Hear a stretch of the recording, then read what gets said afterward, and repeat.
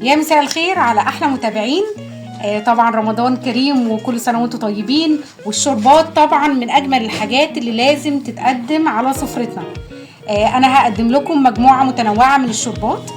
دي اول شوربه، شوربه الفراخ بالوايت صوص والخضار. اتمنى تعجبكم. طريقتها سهله جدا. الصوره بص يعني منتهى الجمال، الطعم حلو قوي. هي دايما بتتقدم مع عيش محمص، او لو انتوا عايزين تقدموها عادي مع اي مكونات تانية، مكرونه ورز اي حاجه، يعني بتمشي معانا في اي حاجه. وممكن كمان للناس اللي عامله دايت او كده ممكن تاخدها بس من غير اي حاجه تانية معاها او عيش. هندخل على طول على المقادير. المكونات: عندي بصله وسط، عندي حوالي وحدتين من الكوسه، وحدتين من الجزر، شويه شعريه حوالي 3 معالق شعريه متقلبين محمصاهم في معلقه من السمنه، عندي التوابل ملح ومرقه فراخ وفلفل اسمر، بس مش حاطه اكتر من كده. عندي كوبايه من اللبن ومعلقتين من الزبده، عندي حوالي ربع كيلو من صدور الفراخ انا مقطعاها، لو عندك وراك برضو عادي مفيش مشاكل. وهنبدأ دلوقتي. عندي معلقتين كمان من الدقيق عشان هعمل بيها بديلة الكريمة. تمام. يلا بينا على النار عشان اوريكم هنعمل ايه بالتفصيل. اول حاجة حطيت معلقة من الزبدة ونزلت البصلة تدبل بس شوية، وبعد كده هنزل بالخضار شوية والفراخ، يعني هنزل بيهم تباعا كده حاجة ورا حاجة. هوريكم انا دلوقتي. دلوقتي هنزل بالجزرة اهو، انا مش مقطعاه كبير، يعني حجمه صغير بحيث انه يستوي معايا بسرعة، لان زي ما احنا عارفين ان الفراخ بتستوي بسرعة اصلا، فانا عايزة ما ياخدش سوا كتير معايا. هبدأ اقلب فيه شوية. انا دلوقتي هنزل الفراخ عشان تاخد تشويحة مع بقية الخضار اهو. طبعا انا غسلاها ومصفياها.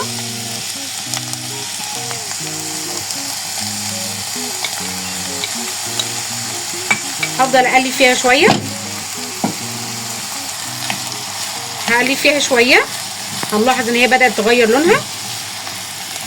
اخر حاجه انا هضيفها هتبقى الكوسه، لان الكوسه من الخضروات اللي ما بتاخدش سوا وبتستوي بسرعه، وانا بخاف ان هي تتهري، فعشان كده هحطها في وقت متاخر شويه. هفضل بس اقلب شويه، وهحاول دلوقتي اتبل بالمرقه والملح والفلفل اللي قلت لكم عليهم.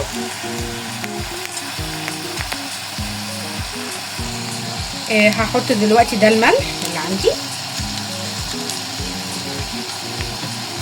والفلفل الاسمر. طبعا انا بحط الملح في المرحله دي عشان تطعم كلها، انا مش خايفه من موضوع السوا، يعني كده ولا كده صدر الفراخ متقطع صغير وهو اصلا ما بياخدش سوا كتير، فانا مش هخاف من موضوع التسويه، يعني عشان كده انا بملح في المرحله دي اهو. زي ما انتم شايفينه بدات تغير لونها على طول.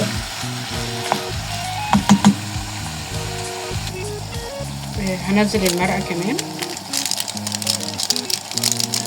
وهنزل معايا الكوسه. احنا لو لاحظنا هنلاقي الفراخ كلها لونت، فهي يعتبر كده دخلت في التسويه، فانا مش هخاف على الكوسه انها تتهري معايا، لان انا مش هخليها تغلي كتير. هبدا اقلبها كده. دلوقتي هزود الميه وهسيبها تغلي على نار هاديه على ما هعمل لها الكريمه. هوريكي هنعملها ازاي. انا حطيت معلقه من الزيت على مكعب من الزبده، هنزل بمعلقتين بالظبط من الدقيق اهو زي ما انتم شايفين. ايدي فيها على طول كده. تمام. بصوا انا مش عايزه الكميه تتقل مني ولا حاجه، يعني هي نفس فكره البشاميل بس خفيف شويه. هفضل اقلب فيها بس شويه لغايه لما يتحمص معايا الدقيق عشان طعم الدقيق ما يبانش اهو.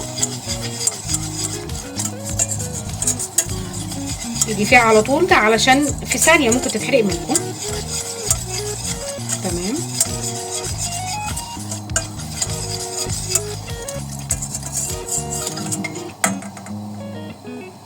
انا هطش بميه، لو عندك شوربه طبعا يبقى حلو قوي، انا مش عندي وانا مكتفيه بالشوربه بتاعت الفراخ اللي انا هضيفها عليها، فعشان كده انا حطيت ميه بس. عندي كوبايه من اللبن اللي انا قلت لكم عليها. هبدا اهو زي ما انتم شايفين هي بتتقل في ايدي بالمنظر ده. هي بدات تتقل في ايدي اهي، كل ما هتغلي هتتقل في ايدي.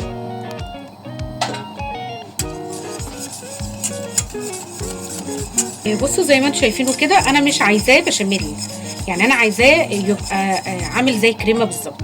بصوا القوام بالظبط بالمنظر ده، شايفينه اهو. يعني لو علمنا كده هنلاقيه متعلم في المعلقه اهو.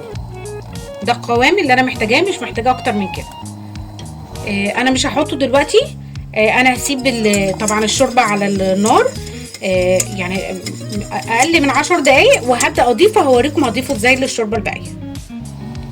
انا هضيف كمان الشعريه اللي انا كنت حمصتها عشان تاخد من السوا.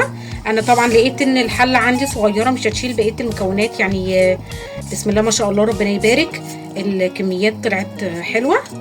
فانا غيرت الحله عندي دلوقتي. ضفت الشعريه اللي انا كنت محمصاها بمعلقه السمنه عشان تستوي مع بعض. هو طبعا شوربه الكريم الفراخ بالكريمه الاصليه ما فيهاش المكونات دي. دي انا حاجات انا ضيفاها من عندي، هتدي طعم حلو قوي وتيست جميل، وكمان قيمه غذائيه في الخضار ده. انا دلوقتي الشوربه معايا جهزت زي الفل. في سيكه بسيطه يعني في الخضار اهو، يعني ما تهراش، ده اهم حاجه. في المرحله دي انا هنزل الكريمه اللي هي الاقتصاديه اللي احنا عملناها. لو انت عندك كريمه لباني تبقى حلوه قوي، لكن انا عامله الكريمه بتاعت الغلابه زي ما بيقولوا. هتدينا تيست حلو، وفي نفس الوقت هتدينا قوام حلو قوي. جربوها هتفرق في الشوربه. لو انت عايزه الشوربه لغايه كده تمام، يعني لو مش عايزه الاضافه دي بتاعت الكريمه حلوه قوي. انا بدلها بس هيديها زي ما قلت لكم سمك حلو وقوام وكمان طعم حلو. هسيبها بس على النار شويه تتسبك معانا، وهقدمها معاكم وهوريكم شكلها النهائي. انا كده خلصت الشوربه بتاعتي وغرفتها. بزينها بشويه بصل اخضر بيلوع عليها جدا. هبدا اغرفها في اي حاجه عندكم بتتقدم فيه. انا عندي ده طبق شوربه. بصوا زي ما انتم شايفين الجمال، شايفين يعني هي الصوره بتحكي عن الطعم. يعني نفسي تجربوه. بيتقدم معاه دايما عيش محمص.